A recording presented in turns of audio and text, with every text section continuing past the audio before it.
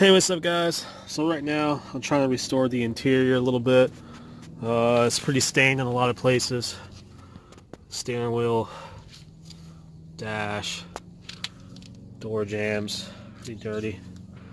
I'm just using lukewarm water, a Mr. Clean Eraser, and a rag.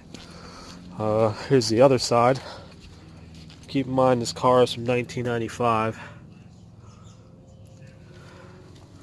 This side is nice and mint now. Still have to vacuum and stuff.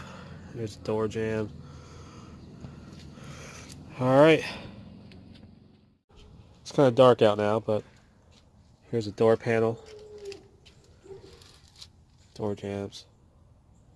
Rocker panel. The dash. All the grease and stains have been lifted off. Next thing I'll be doing is resurfacing the seats and gutting out the interior as far as carpets, the rear seat, trunk, all that's going to be gutted. Other than that, she's mint.